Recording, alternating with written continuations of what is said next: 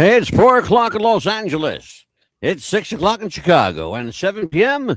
and live from Philadelphia. Hello, everybody. I'm Mad Dog DeCipio. This is the Tuesday edition of What's the Buzz, America's Popcast. Tonight, how streaming killed conventional television. And to walk through this minefield of merriment, my partner in crime, the movie maker himself, Mr. Mikey Messier. How are you, Mikey? I'm doing really good, Angelo. It's great to be back, and we had a great show last night. We'll have a great show tonight, and this topic is very close to my heart as a actor, as a filmmaker, and as an enthusiast of other people's work, so I'm looking forward to it. Well, I'll tell you what, Mikey, we're going to get right into that, and I'm going to let you start this off, too. But I have to say, for the record, and to tell everybody, Mikey Messier is my good luck charm. We had damn near 27,000 people watch our live stream last night. And today we got our 1,000th subscriber. So now we can monetize this mother humper. That's awesome. I just got to figure out how to do it. Yeah, I think that's so, Mikey, why don't we do this? I'm going to let you start this off. This is a subject close to my heart as well. You and I grew up in a certain time when television actually went off the air at a certain time at night. Right. And now the polar opposite is the case. It never goes off. There's always something going on. Talk to me about this subject matter. Your thoughts on conventional TV versus streaming, how streaming has impacted you and us and the film business. Okay. The concept of paying for television goes way back, I believe it or not, Angelo, I think in the 1940s or the mid 1950s, there was a boxing match on television. This is on Wikipedia. It can be found pretty easily. If you just go into the birth of pay-per-view television, there was a boxing match that aired on television, and the stations asked people on the honor system, if you watch this fight, send us money in the mail. It was purely pay-per-view on the honor system, if you can believe that. Is that crazy? and that's going, but the crazy thing on not only the design of it, but also this was like the 40s or 50s. I've looked into it because I was curious. We're talking about streaming, not pay-per-view, but I think it's an important side note to put the pay-per-view stuff in there because you have things like the Muhammad Ali, Antonio Inoxi mixed martial arts fight that was, I believe, in 1976. Mm-hmm. My dad used to go to the Providence Civic Center along with thousands of others across the world to watch Muhammad Ali versus Joe Frazier in closed circuit TV. So you had things like closed circuit television. In the 1980s, the WWF was a pioneer along with Don King and Mike Tyson fights and Sugar Ray Leonard versus Marvelous Marvin Hagler and Hagler versus Hearns, pay-per-view boxing. So the model was there for people to pay for television or to pay for what we now call streaming. Yeah. And the streaming came along. I did some research on this, and stuff like Napster, the music, sharing service that was eventually banned, but kind of reemerged as Spotify and stuff like that in different businesses. But the video games also were a big part of this because younger people got into the habit of sitting at home and doing something I've never done, which is watch other people play video games at home. Like that was their form of social activity. So these different elements were happening just not even that long ago, 10 or 12 years ago. And then the big boys came in, the Netflixes, which had, you would remember, Angelo, and a lot of our listeners, when people would send in for discs and Netflix would send you a disc to your house and you'd have to return it. And sometimes they'd come all scratched up or whatever because so many people watch these things. But Netflix eventually, they had the advantage over Blockbuster. Blockbuster apparently had a streaming service even before Netflix, But Blockbuster was competing with itself because they still had the old school brick and mortar stores where people actually had to go in and talk to your friendly video store madman, the Yeah. guys renting you these VHS or DVDs. So Blockbuster was kind of handcuffed by its own self, really. And Netflix took the ball and ran with it. And I would say by 2010, 2012, Netflix was very prominent in a lot of people's homes.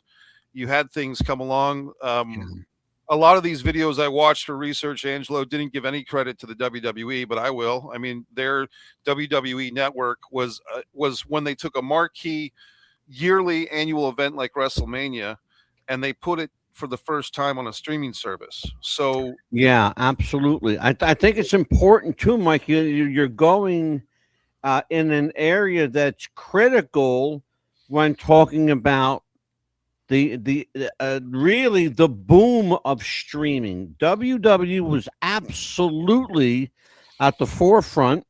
Netflix, I think, set the standard. They set the bar pretty high, as a matter of fact. And I think the only in earnest to the WWF/WWE, and you and I are both wrestling people.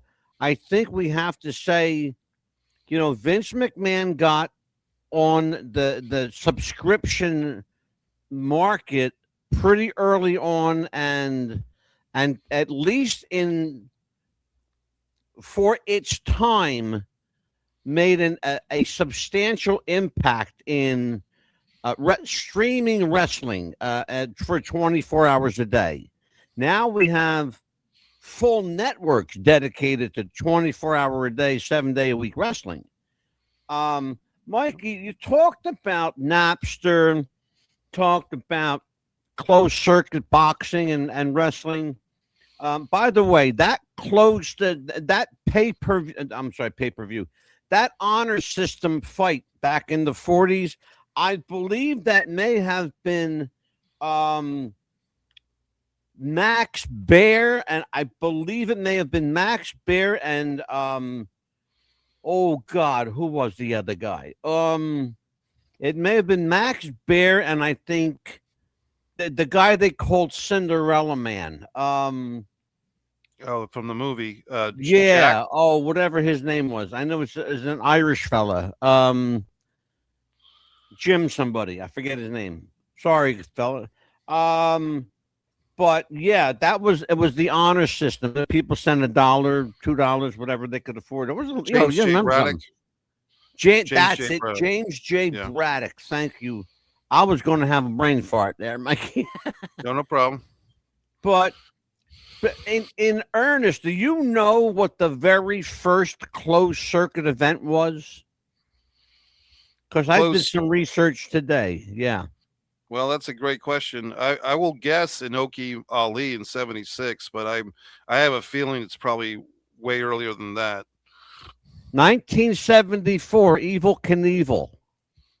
Okay, with the Grand Canyon. Believe it or not, that was the second one. The first one, they actually charged people to watch Evil Knievel jump the fountains at Caesar's Palace. Okay. In Las Vegas. That's great. Yeah. The Netflix model, people should know that today Netflix is the single largest streaming platform on planet Earth.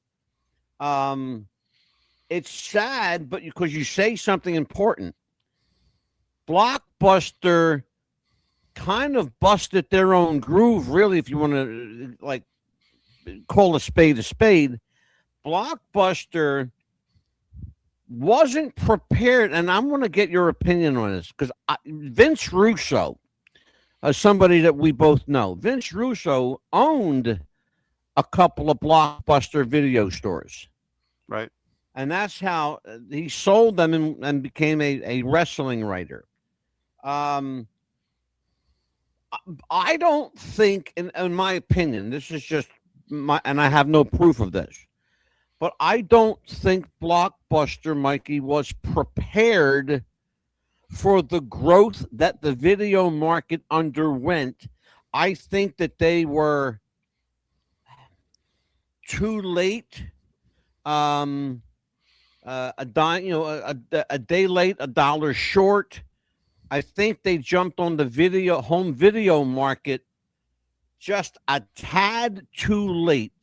Whereas, Netflix and other, even Redbox started out as a pay-per-view service, Right. where they would send you a video, you send it back, and please rewind, be kind, please rewind, the whole video thing. This was, and folks, you got to remember something. This is before DVDs. Yes, we used to have videotapes. Mikey, it's a scary thought, isn't it? Yeah, We're giving our age away, Mikey. That's okay. I think with Blockbuster, like I said, they were handcuffed by themselves because they had the brick and mortar store with franchise owners. Yeah. And so if the franchise owner, he's losing 20, 30, 40, 50% of his customers coming to his actual store because they're using the Blockbuster send me a DVD in the mail choice instead of going to his shop to pick up a DVD. Then Blockbuster was competing with itself and basically putting itself out of business. You know what I mean? So I understand very well what you mean. We have casinos here that are making money with, online gambling. Well, why provide online gambling when you have a casino? You're shutting your doors while your online business is thriving. You're kind of like cutting your own throat despite your face, Yeah. And with something like that, there's going to be a certain amount of dedicated casino goers who want to hear the music. They want to see the bells and whistles of the machines. There might be live entertainment at the casino. There might be a boxing match at the casino, something that draws them in, or just a night on the town, as opposed to just staying at home and pushing the buttons on their phone like some of us do, namely me.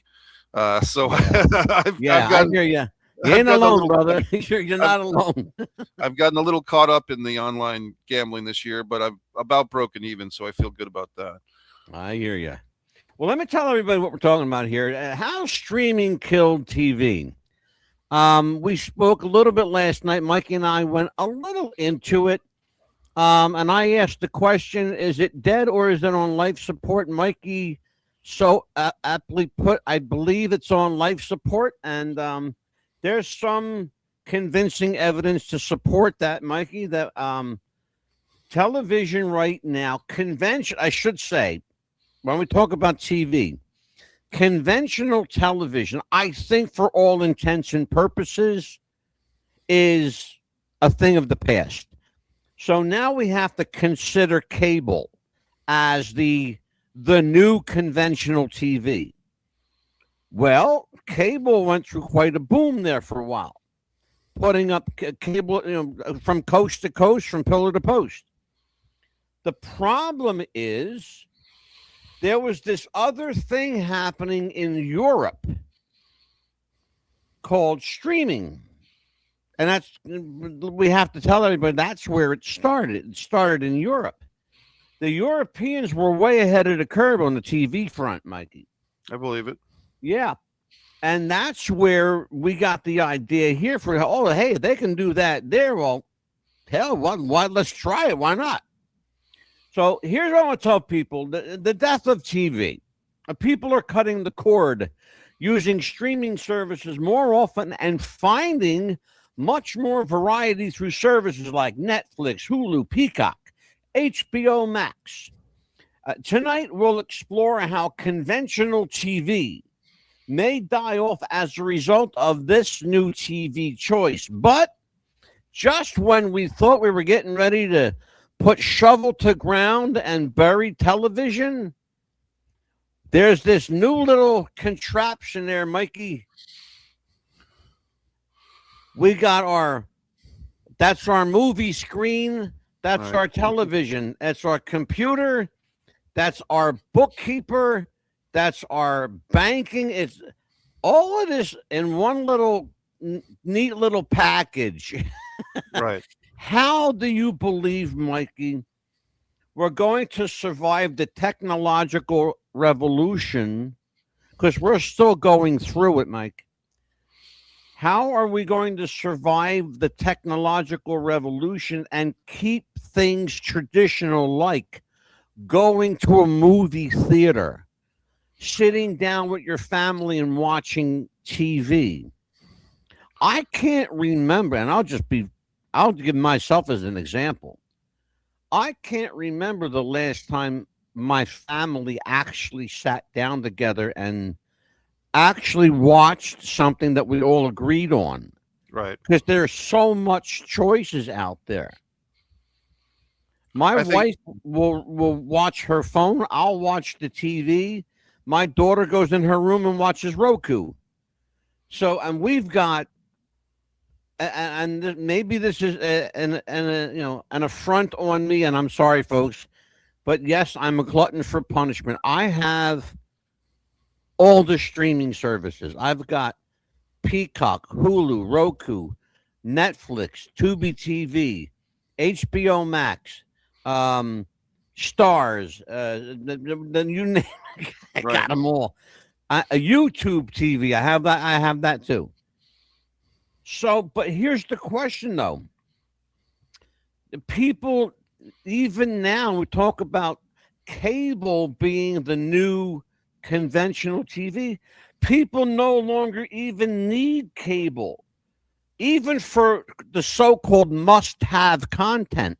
You can get that on your phone. You can cast it to your television. Right. Talk to me. You're in the television and film business. You make movies. That's what you do. You make them and you act in them and you promote them, and you are, you're the movie guy. You're Mikey the movie maker Messier. So you've got to have, I think you have to have a dog in this fight somewhere, Mikey. Yeah, well, I still go to them. Let's put a lot out there. Let's start with the movie theaters. People have been saying for a long time, oh, movies are dead. They just make sequels, blah, blah, blah. Well, Angelo, this past weekend was the 4th of July weekend. Happy anniversary, everybody, 250. And I went to the movie theater, and I have the AMC subscription plan, which basically means I get 4 movies a week for the price of about $26 a month. So it comes out to about $2 a movie if I maximize the plan. And this is in the theater. This is not at home. Mm-hmm. So I look, there's a movie called Young Washington, which is, I believe, by Angel Studios, which is the Christian studio that's done a lot of things like I know the it sound of well. the Sound of Freedom and stuff like that. And so I'm looking to see the movie Young Washington. It's about young George Washington, and a lot of the screenings were close to sold out, to the point where I had to pick a screening that had a better seat available for me, Yeah. because I'm a guy that likes to sit on a certain side of the theater, etc. But when I Yeah. got to the theater, Angelo, you talk about, families. There were, in the theater that I was in, there was clearly a lot of families who made this their July 3rd Friday night event, was to go see this movie about Mhm. George Washington on the 250th anniversary weekend of our country. And so my answer to the first aspect is, what about the movies? As long as there's mega things like Marvel comic movies coming out, DC comic movies, Star Wars movies, those big box office attractions, and then things like Obsession, which is an independent horror film that's been getting a lot of traction. It's just hit a nerve with a certain horror audience. Mhm. There's If a movie is made that's good and people want to see it, even if it's not good and people want to see it, sometimes people go just to hate watch these movies, right? Oh yeah. But they will, people will come. I'm telling you, I don't think it's dead. I think that the thinking that if anything was going to kill the cinema experience per se, it would have been the pandemic, and it Yeah. didn't. It didn't. The theatrical movies experience survived. Mhm. Like I said, people have been complaining for years. There's no good movies. I go to the movies all the time. There are good movies. Mhm. My expression is, they're good movies. There's not good audiences, But I think there That's are good movies. interesting. That's really interesting. How do you parlay that, Mikey, into there's no good audiences for TV? There's no good audiences for stream. How do you parlay that? because it can't. I don't think it's exclusive to movies. I think there's plenty of blame to go around. In other words, is what I'm telling you. Yeah. Well, I mean, it depends on how you see things. I mean, I think that there's a lot of people, that they catch on to a show and they'll binge watch it and they'll tell people. And I think it's fine. I think things adapt and things change. And 10 years ago, if you and I were talking about what's the show, it's a reality parody show of the Korean people and the Shark Games. Is it Shark Games or Oh something God, like that? yes, yes. Mm-hmm. I think I'm getting the name wrong, but the audience can tell us what I'm getting wrong here. But basically, uh, Yeah. people are watching that show, and word of mouth spreads, and then more people watch that show. And there are things from international countries we're seeing in the last several years. The Oscars often go to a foreign film, a non-English speaking film, and Mike, is that the show called Squid? Something yeah, like that's that? it. Thank you. Yeah, Squid, Squid yeah. Game. Yeah, that's it. My daughter watches. Yeah. So I mean, my point is, if Yeah. you were going to say that a show, I don't want to get it wrong, but it's either Korea or Japan had a show called Squid Game Yes. 15 or 20 years ago. Do you think you or I would know about it or would watch it? No. But Not a now, chance, brother. but Not a now chance. it's super common. So I think there is a divide there, that the home viewer with there's a lot of people that like to stay home now more so than before. People Yeah. used to like to go out in the 70s and 80s. You'd go to the Regal Beagle and you'd look for a pretty girl. These days people just stay home more often. But Mikey, I have a question for you about that. We're talking about something you just said triggered a question about related to the pandemic and writing and film production and television production during the pandemic. The the film business, the television business, all but stopped, except for certain pockets around the world that weren't affected dramatically by the pandemic. So independent filmmaking still thrived during the pandemic, although the releases weren't as plentiful as they normally would have been. Here's the question I have. How much did that give birth to what we now refer to as, and I hate this term, Mikey, so forgive me, reality-based television? I mean, let's sure. just call a spade a spade. Well, There's nothing reality-based about it, but well, I was when you have no writers, you know what I'm saying? So yeah. fill There me in. there was first there was also a writer's strike during the pandemic. There was also an actor's strike during the pandemic. That's it. Exactly. That's exactly what I'm talking about. Yeah. Right. Go ahead. But as far as reality TV goes, I would say reality TV really got going. I mean, there was a PBS show in the 80s called American Family, I believe, but then in the 90s, I mean, I think it was 1991 or 92 that The Real World on MTV started. Then they had a spin-off called Road Oh God. Rules. Yeah. Yeah. And Forgot about that. and then a lot of things like even if you count something like American Idol as a reality TV, it's kind of a competition show, but there's a reality Yeah. TV aspect to it where real live Americans get their shot at Hmm. success. And there was so many shows. I'd say the 2000s was when reality TV took over. But Yeah. there's still scripted things, Angela. I mean, as even like the sitcom, the American sitcom, Family Ties, the Cosby Show, the Sure. Brady Bunch, those used to be the staple. Those used to be the go-to water cooler shows that people would talk about. There's still a few sitcoms out there. There's you know what I mean? Like I say, it's things adapt and things flow in popularity. Daytime I talk, have to admit something to you, Mikey. I have to admit something to you, and the world's going to hear this. sure. I was, forgive me, folks, but I'm coming out of the closet now. I was a binge watcher of Survivor, and my favorite show, I'm guilty. This is my guilty pleasure. Big Brother with Julie Chen. Okay. I loved Big Brother. Yeah. Yeah. I loved Big Brother. Oh, that was my show.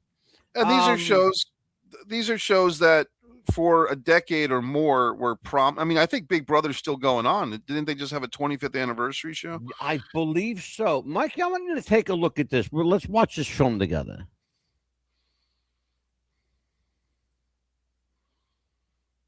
Let's see. Where are we at? Hold on. Where's my movie? There it is. Hot damn. A sudden event but a gradual erosion driven by the irresistible allure of streaming services. Consumers, tired of expensive bundles filled with channels they never watched, found liberation in on-demand content, accessible anytime, anywhere, and often at a fraction of the cost. Streaming platforms offered unparalleled choice and personalization, allowing viewers to curate their own entertainment experience, free from rigid schedules and endless commercial breaks. This shift fundamentally altered viewing habits, making the traditional linear model of cable feel outdated and inconvenient, ultimately leading millions to cut the cord in favor of a more flexible, affordable, and tailored digital future. Suddenly there were dozens of channels instead of 3. Networks like HBO, CNN, and MTV carved out specific audiences. But even cable operated within the traditional framework. Programming schedules still ruled everything. Advertisers still paid for access to eyeballs at specific times. The fundamental power structure remained intact. Networks controlled distribution, and viewers had no real choice but to comply with whatever schedule the network imposed. Then came Netflix. And nothing was ever the same again. Netflix launched its DVD by mail service in 1998, which was clever but not revolutionary. The true disruption came in 2007 when Netflix introduced streaming video on demand. For $8 a month, subscribers could watch licensed television content whenever they wanted. No commercials. No schedules. No waiting.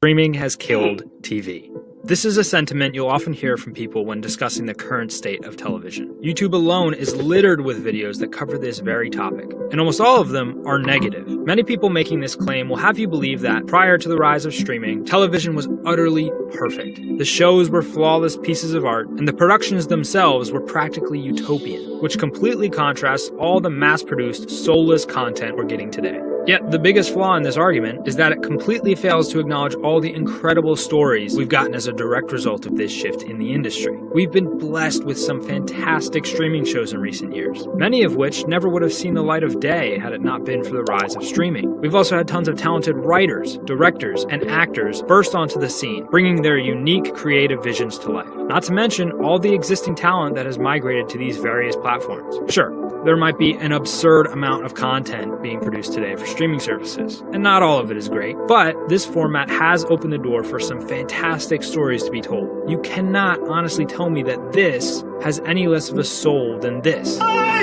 am a surgeon! The streaming business model is not perfect by any means, but it's also far too easy for people to focus exclusively on the negatives. Why not shine a light on some of the positives as well? Click below to watch the full video and see why I don't think streaming has killed TV. I think that's okay. great. So that's a different kind of take on it. People need to understand something. The cable used to survive largely because it had exclusive access to like sports, news, popular programming. But once people realized that they had choices, and once streaming services offered those choices in abundance, generations that used to sit around the TV, Mikey, and watch like families and stuff like that, they realized that, hey, well, I don't have to sit here and watch something that I don't want to watch. I can go, I can pick up my portable entertainment device, right, and watch my own stuff. Once people experience that kind of freedom, conventional TV felt outdated. Now, here's one of the things I want to talk about. It's a generational thing, largely, I think, or it could have been. Younger generations don't build habits around watching TV. Biggest threat is cultural. Generation Z and younger millennials don't turn on the TV and see what's on, quote unquote. They search, they click, they watch, they record, and watch later. Let's talk about. I'm going to stop right there, Mikey. They Sure. record and watch later. How much of the on-demand model do you think is responsible for people? I don't want to say forgetting the watch, but let's be honest about it. I've recorded shows and completely forgot that I recorded them and watched them like a month later. Right. And again, given the fact that there's basically, and you might be able to tell me better, but I don't think that there's a Nielsen, quote unquote, Nielsen service anymore. You know what I mean? Like the rating system, the Nielsen ratings. That was a big thing. You used to, if you were a Nielsen household, you wielded power. They used to actually pay you to watch TV. Yeah, I know because they used to send me $5 every month. Right. I got that once where you'd fill out with like the pencil and the form what you're watching. Yes, sir. Yep. I think it's something like this is the only thing that's safe as far as programming from the record zip through the commercials routine is sports. You know, the only thing and live, live sports entertainment, not to bring it back to wrestling all the time, but yeah. Today I discovered because a very attractive young blonde girl had a video that had the headline Sami Zayn loses WWE title after 9 days. What do you think? Yeah. but what she was really promoting was her tightly fitting top, with her Sure, of course. with her bosoms. And so the point is that actually was a catalyst, though, Angelo, for me to go ahead and find Netflix and find Raw, which I have recording every week. And I said, okay, I guess I'm going to watch it because I want to see what happened, because otherwise, and you want to find that tight fitting sweater again. Right. So I mean, my thought is that I was always a big recorder through the VHS days.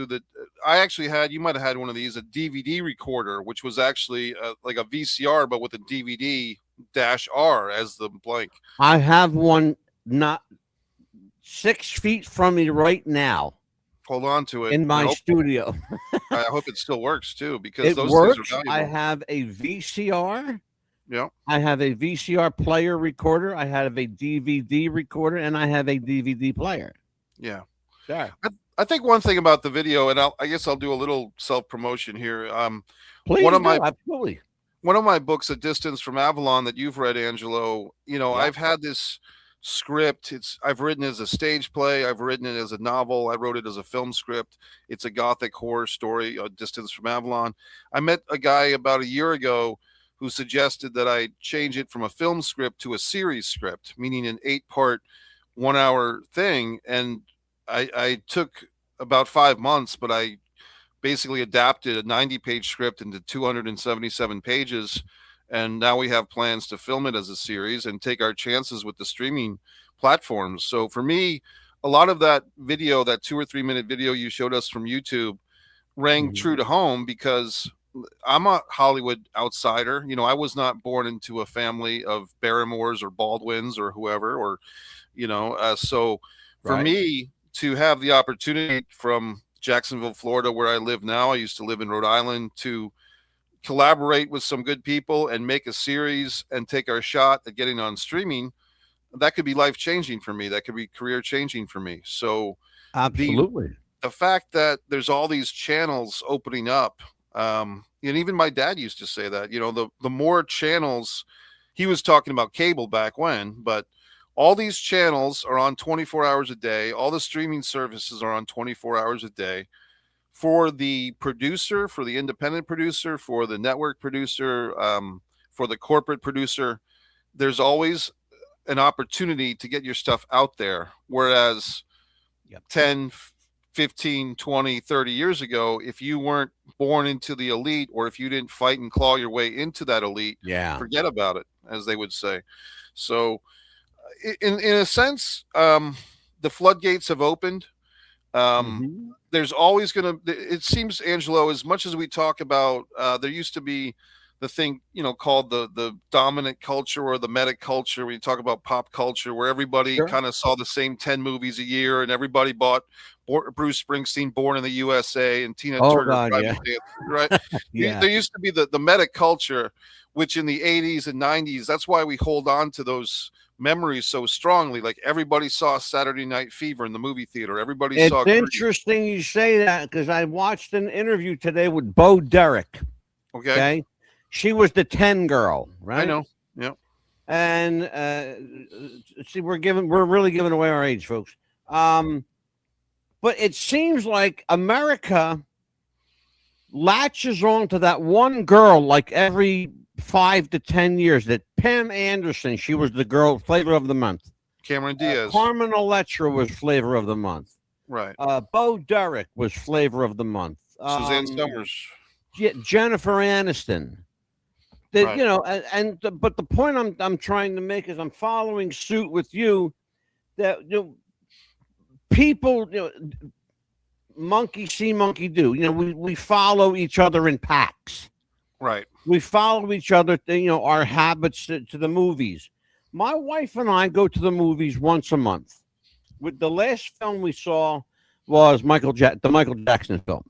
Okay.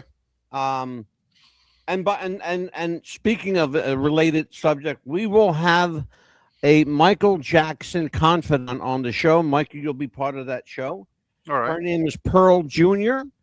Pearl was a friend of Michael. She is a friend of the Jackson family. She is a deep inside the family individual and is breaking her silence now. I will not go into too much here, but Pearl is going to come here and drop a couple of bombs on us. I bet she will. Great. Yep, she sure the hell will, brother. She sure will. So, Mikey, the question I ask, it's on the screen. The future of cable and conventional TV is in the balance. How will it land? I think if anything gets sacrificed, it would be the middleman of the cable TV providers. I think they've already been sacrificed. I think WWE, Vince McMahon griped for years about splitting the pay-per-view profits 50-50 with the cable companies. I got a question for you, Mikey, right there, and it's perfect right where you're at.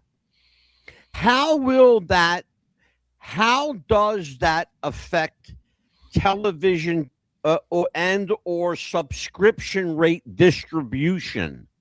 How does how does the subscription model, for lack of a better term, how does the subscription Netflix / WWE network model affect the distribution of these programs? Are they channeled through a clearinghouse or are they all in-house? That's a great question. I think it goes case by case basis. There's some programming, for instance, what we're trying to do with The Distance from Avalon, we would independently make that on our own and then sell the distribution or do a back end deal with some type of right. Or you shop it like a showrunner. Right. But then you have things like Netflix, where House of Cards apparently was like the biggest thing for House of Cards going back 2013 for Netflix. Oh, sure. That's like the distributor making their own content, right? So every example is going to be a little bit different. But I think the middleman, cable TV, the cable companies, like when I grew up as a kid, it was Media General Cable. And one of my best friend's father ran the pay-per-view division of that area. So they had a nice house and we got to watch all the pay-per-views for free because my friend's dad was running the show, right? There you go. he would get to go on all these wonderful trips, and in the 80s and 90s he was a high roller because pay-per-view and the local cable company, especially in Fairfax, Virginia, where I grew up, which was right the suburbs of Washington DC with hundreds and thousands of people, was that was big time stuff. But that big time stuff, the middleman of the local cable market is getting eliminated because A&E can go streaming direct to the people through Hulu, or HBO can go streaming directly. If you have internet, you have access. If you want to pay the $20 or the $15.99 a month, you have access to this content. Now, I think one thing that's interesting, Angelo, is to separate cable TV from over-the-air traditional TV. The biggest thing going right now throughout the world is the World Cup. And here in the United States of soccer, you can watch it on for TV for free on Fox. Yeah. Over the air. Yep, and, you sure can. And like I was saying last night, I would just watch the NHL finals and the NBA finals every other night. We're on ABC, and that's over the air. And with my $30 HD TV antenna, that's how I've been watching those shows. So, I have a question for you, because you again, I'm going to circle this back to pro wrestling. Sure. The World Cup and pro wrestling, they both have something in common right now. You can watch the first hour to an hour and a half of a premium live event of WWE programming on ESPN for free. But yet people are paying, and I'm not making a word of this up, ladies and gentlemen, people are paying upwards of $10,000 to $15,000 for these events. The World Cup right now, and I watched it today, there was a big brouhaha at a press conference because one of the people involved in this television distribution literally, Mikey, took a pile of money. You know what I'm talking about? Did you see it? I didn't see it yet. He took a pile of money. He had probably $50,000 or $60,000 and literally threw it up in the air at the press conference. He said, "This is worthless. You're giving this away free. I paid for my tickets. This is how much I paid." And he just threw. I mean, I'm not making a word of this up. He had a stack of money, American money, right, and threw it in the air and just like all over the press room. Well, it was, and then, but here's my point though that I'm making. Sure. Shouldn't there be something like that? Shouldn't there be the people won't understand what I'm talking about? I'm going to give my age away here. I'll be 60 years old on Friday. Okay. Happy birthday. So thank you. I'll be 67 on Friday. People used to have this thing called the blackout market. In other words, you remember the blackouts? It still exists a little bit. Yeah. Yeah. They would black out, for example, a football game. Right. In a certain area from being blacked out from television. So you had to go to the stadium to see it. Okay. Right. If it was a sellout game, they would show it on TV because the stadium was full. Yeah. Okay. Last year at WrestleMania, I think 42, maybe it was, right? I think so, yeah. Okay. WrestleMania 42. It was touch and go as to whether they were going to sell out that stadium because the ticket prices were so high. Right. They ended up at the last minute making some kind of change to the card, and it got people into the stadium. Therefore, they were able to show much more free content. Okay, I get that. But for all intents and purposes, Mikey, financially, aren't you cutting your nose off to spite your face by doing that, marketing your ticket prices so high, but yet showing it free on commercial television? Yeah, and that speaks to a lot of things, Angelo. You have the prestige attendee. What I'm saying is, like, even when Donald Trump would go to the WWF WrestleManias, part of that was just to show off, hey, I'm Donald Trump and I'm in the front row and I run this thing. Here's my hot Marla Maples and yada yada. And a lot of times, like, boxing matches used to be the epitome of this, when you would see celebrities in the stands at boxing fights. And didn't Frank Sinatra do the ring announcing or the commentary for one of the Ali Frazier fights, the third one or something like that? Yes, he did. So my point is, I think a lot of times when people buy tickets to go see a WrestleMania for an exaggerated price, they'll complain about it, they'll bitch about it, but they'll still buy the ticket. A lot of it is because they want to feel like they're part of the show. And for the wiser, more experienced wrestling fan like you and me, we've been to the best wrestling. We saw Flair versus Nikita Koloff for an hour. We're not as easily entertained anymore because we've already done that, and for a lot less price. So I don't hold it against the fan. The fan who's throwing the money in the air, I mean, he seems a little naive. Doesn't he know that for how many years have people overpaid for tickets to the Super Bowl, when you would have a better view, right, and you'd have better food, your own private bathroom, your better view of the game at home with your nice TV and the commentary and everything.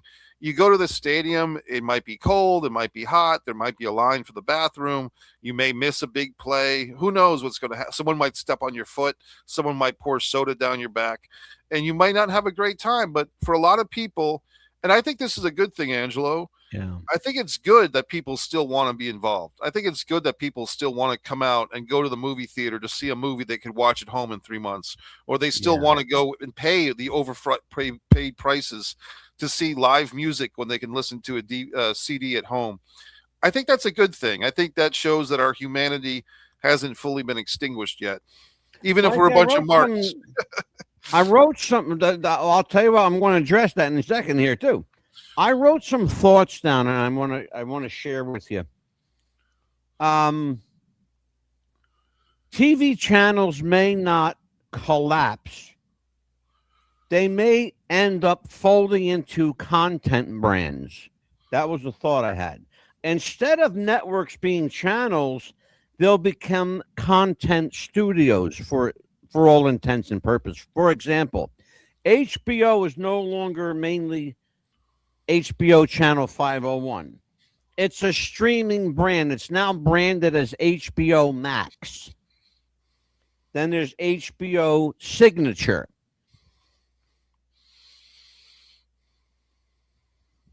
HBO, I said it, there's like 4 or 5 different HBOs. And the same with Stars and Encore. Okay. Each brand is subsectioned into its own brand. Here you go, a perfect example. The WWE brand is broken down into the NXT brand, Raw brand, and SmackDown brand. Perfect example. Sports and live events, I believe, are the last major lifeline of conventional television / cable. Live sports is one of the only reasons cable still survives. But if sports fully shifts to an exclusive streaming model, then cable loses its final stronghold. At that point, cable becomes pointless for all intents and purposes to most households. Right. My thoughts on this. What TV dying would realistically look like? It probably won't disappear overnight. More likely, here's what it looks like. Cable becomes something only older people keep. Live TV becomes mostly sports and news, which it pretty much is already, almost exclusively sports and news. Traditional channels shrink or, more likely, Mikey, merge with other channels. We've already seen it happen. Perfect example. Cinemax is now part of the Stars channel lineup. Cinemax, Stars, Encore. 3 of them merged to this super PAC. Right. Okay. I have Hulu. Hulu comes with Disney Plus, Hulu, ABC Prime. Let's see what else. And one other. In other words, you're getting you're not just getting one channel. I have I have 6 paid channels, Right. but what I get is almost 40 television channels, premium television channels, not to mention all the free stuff that I get from Hulu, from Tubi TV, from Roku, from all these other tributaries. I'll call that tributaries of the big, the big streaming platforms. Sure. Netflix, HBO, Hulu, Peacock. And they're all owned, by the way, by the big 3 networks: ABC, NBC, CBS. Right. They are still, people don't understand this too, Mikey.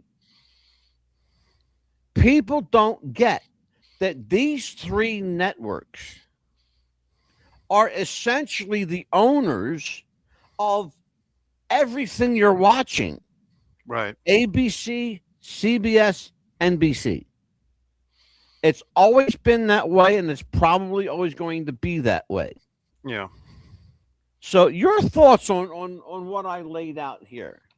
Well, you said a lot, and I don't really argue with much of anything you said. I mean, I think there's always going to be room for the breakthrough sitcom. Like there will be maybe within a year or two some sitcom that's very old school with a comedian playing the disgruntled dad with the house full of kids that are driving him nuts, and the wife who's the busybody, and the wife's running the show. That, you see what I'm saying? Like, everything old is new again. There will be, I mean, there's a niche for everything. I mean, once again, Angelo, maybe 30, 40 years ago, who would think that To Catch a Predator would be so entertaining and such a runaway hit? It started on Dateline, right? But if you were to say, when you were a kid, hey, Angelo, there's going to be a show where real life dirty old men get exposed for going after kids, and this guy in a suit is going to come out of the living room and tell a guy you're going to jail, you would think that's the craziest thing you ever heard in your life. But it's compelling television. That is a reality television show.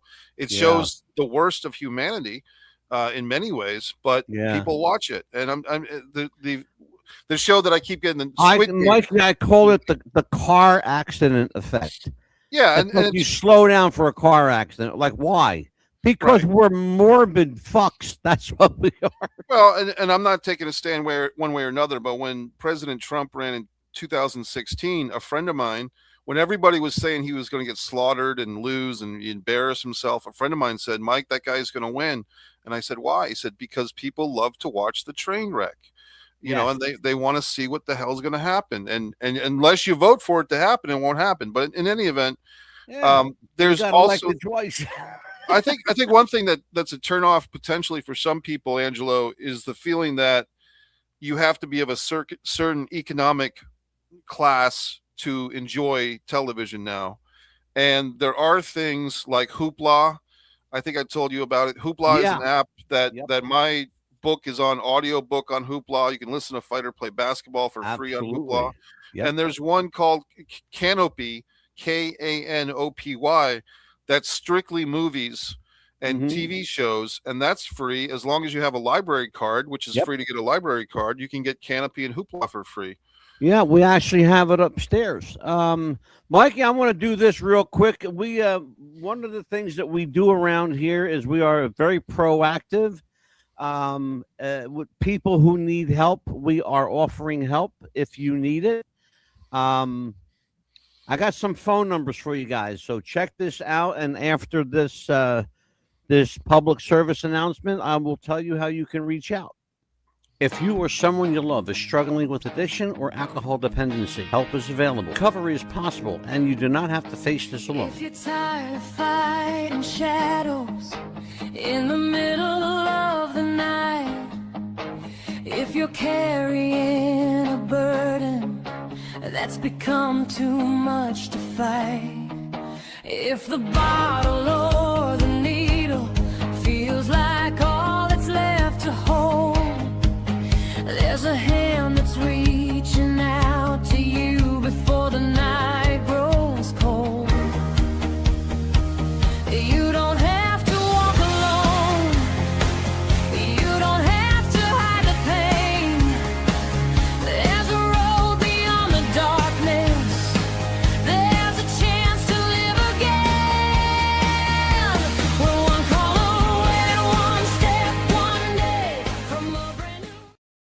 When the Hawks need a clean shave, they reach for the Chairman Pro by Manscaped, equipped with skin-safe technology and dual blade heads. Wonder if my dad's ever had one of these. Tony Hawk with the mustache. A very different commercial. We ride motorcycles now. Hawk Hogs. Shaken and stirred. Talon. Injured? So are we. No. The Chairman Pro by Manscaped. They have been with us for 7 years, celebrating 7 years with Manscaped. Thank you, Kyle Miller. Thank you, Mike Messier, for Kyle Miller. Yeah, I was You are the able- guy who, you started all this crap, brother. I got our balls clean. There you go. Absolutely. In the world Absolutely. I want to tell everybody, if you are interested and if you need help, if you know someone who needs help, call 988. Text or call 988. That is the National Suicide Prevention and Help Center. Anything that you need, 988 is the gateway to all the other numbers. So don't feel like you have to go through this alone. You have help. We are here to help you. And we are at the end of the show. Mikey, promote away. What do you got coming up? Well, Fight or Play Basketball, Every Shot Counts is my book. That's I think it's a great book. Angelo's enjoyed it, and it's available on Hoopla. You can listen to it on Hoopla. You can listen to it on Audible, and it's called Fight or Play Basketball, Every Shot Counts by Mike, Messier, Mike Messier. And Instagram, I'm on there as Mike Messier Art, and TikTok, I'm on there as Mike Messier Art. And this past week, Angelo, you know that I was involved in a film with a gentleman named Danny Roebuck, who actually had me and the other people from the film at his home the other night. His wife made a lovely dinner, a chicken dinner. I believe her name was Tammy, and they're big Disney fans. And Danny was in The River's Edge. He was an Agent Toby Barks, great actor. He played Jay Leno in the Late Shift movie, if you remember that one, Angelo. I remember. I actually have it. Yeah, he's hugely entertaining in that role, by the way. yeah. Hugely So I'm entertaining. Mikey, our former co-host here, Cal Yater, did a film with Danny called, and I want to promote it for him. It's called Once Upon a Time in Macon. Right. So Danny Roebuck is in that film. A little plug for him. Yeah. I'd love to have him on the show. I'll reach out. Yeah, I'll reach out because he's a nice guy, and I should mention it was Joe Black. This guy's name is actually Joe Black. That's his shoot name, Joe Black and Cat Black. His wife's name is Cat Black and Joe Black. They're good people, and they're the ones that made this movie, along with their producer's name is Jeff Miller, I believe. And Danny was really a gracious host, and hopefully this movie Gator Babes will be out in a year or so, and everybody can enjoy it. Excellent. And we have signed a deal with Tubi TV for 2027. We will be on Tubi. Congratulations. Thank you. It's crazy, brother. I tell you what, and it's funny how it happened. So they were watching one of the vice presidents of programming was going through YouTube and saw our show and sat there. He goes, "It's an interesting show." He calls me up and says, "You're an interesting character, Mr. Mad Dog." Call me Angelo. And then we started talking. I mentioned a couple of things. I said, "You know who Stephen Plim is?" He says, "No, I don't know that name at all." I said, "If I say to you, Tiny Tim tiptoe through the tulips, do you know who I'm talking about?" Oh yeah, sure.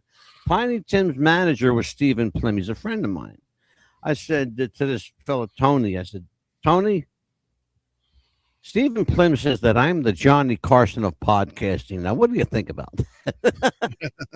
And he started, we had it broke the ice and we had a great conversation. He goes, "I want to see what I can do for you." That's awesome. Yeah. So it's funny though. I've gotten offers from like Discovery, A&E, and they like what you do and they want you to sign on the dotted line. Then they proceed to change everything about you and it doesn't become your show anymore. Right. And that's not what I wanted for this show. Right. I want to maintain.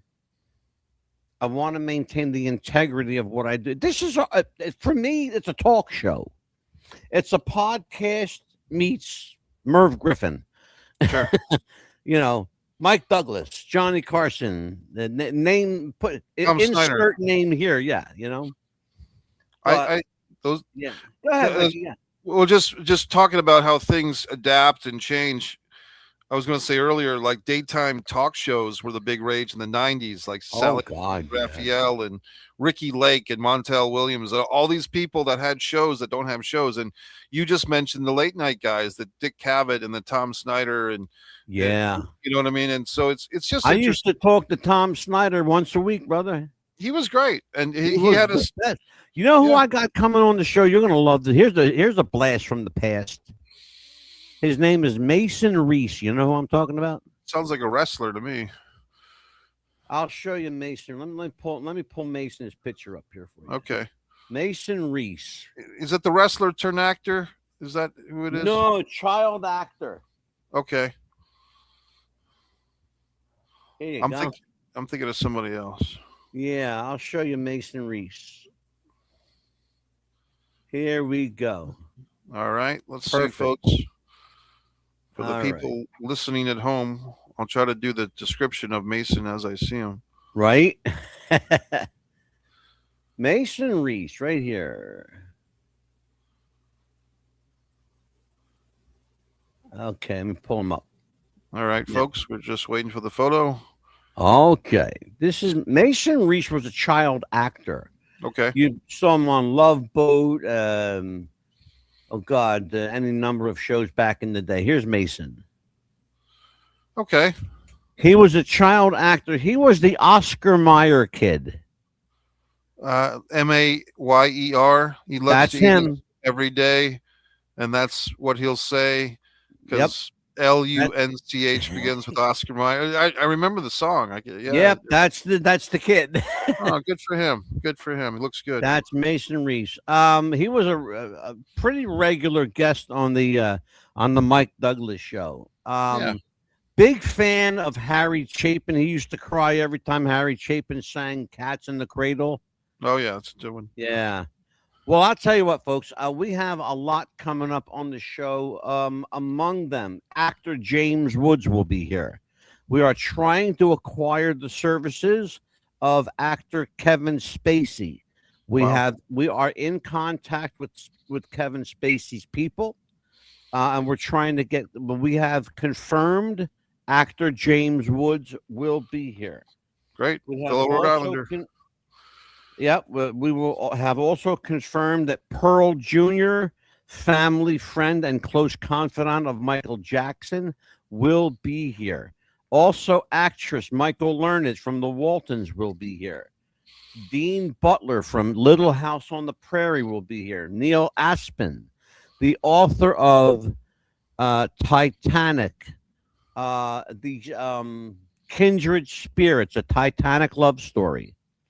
An interesting take on a love story, Mikey, because it involves a gay romance on the Titanic. Interesting. Yeah, it's a fascinating story too. That's just some of the stuff we have coming up, and of course, a bunch of wrestling stuff that we're gonna do, just cause we can. Well, could I mention that it's the 30th anniversary of the NWO tonight, Absolutely, Angelo? of course. So I was been wearing the NWO shirt in tribute. Of course, I've had the pleasure of working with Kevin Nash in a movie called The Manor, and Scott Hall and Hulk Hogan. But those were the original three. But they built it up from there to half of the WCW roster was NWO at one point. But the original three, pretty really much everybody in WCW was NWO red or black or right or white. Yeah. Yeah. Oh my God. Everybody had there was NWO overkill for a little while. It was anyway, for sure. It did. Oh man, Mikey, the good old days of wrestling. Yep. Folks, we are at the end of this one. It is 8:00 straight up on the button for Mikey Messi. I am the Mad Dog, like Papa DeCipio always says. Tomorrow's promised to no one, so make today count. Be good to somebody, folks. We will see you later. God bless you, folks, and take care.